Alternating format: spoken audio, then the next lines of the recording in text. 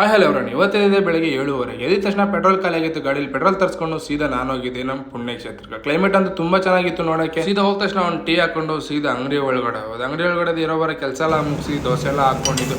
ಮತ್ತೆ 9:00ವರೆಗೆ ಫೋನ್ ಮಾಡಿದ್ರು ಟಿಫನ್ ಬೇಕು ಅಂದ್ಬಿಟ್ಟು. ಸೊ ಟ್ರೈನ್ ಕಟ್ತಾ ಇದ್ದೆ ತೋಟದ ಹತ್ರ. ಮತ್ತೆ ಅಂಗಡಿಗೆ ಬಂದು 9:00ವರೆಗೆ ಟಿಫನ್ ಎಲ್ಲ ತಗೊಂಡೋಗಿ ಟಿಫನ್ ಕೊಟ್ಬಿಟ್ಟು ಅಲ್ಲೇ 1 ಗಂಟೆ ತನಕ ಇದ್ಬಿಟ್ಟು ಮತ್ತೆ 1 ಗಂಟೆಗೆ ಅಂಗಡಿಗೆ ರಿಟರ್ನ್ ಆದೆ. ಸೊ ಮತ್ತೆ ಅಷ್ಟೊಂದು ಊಟ ಎಲ್ಲ ರೆಡಿ ಆಗಿತ್ತು. ಕಸ್ಟಮರ್ಗೆಲ್ಲ ಊಟ ಕೊಟ್ಬಿಟ್ಟು ನಾನು ಒಂದು ಊಟ ತಿನ್ಕೊಂಡು ಮತ್ತೆ ಸೀದಾ ತೋಟದ ಹತ್ರ ಹೋಗಿ ಒಂದು 3:30-4 ಗಂಟೆ ತೋಟದ ಹತ್ರನೇ ಅದು ಇದು ಎಲ್ಲ ನೋಡ್ಕೊಂಡಿದ್ದೆ. ಸೀದಾ ನಾನು ಬಂದಿದ್ದೆ ನಮ್ಮ ಮನೆ ಹತ್ರಕ್ಕೆ.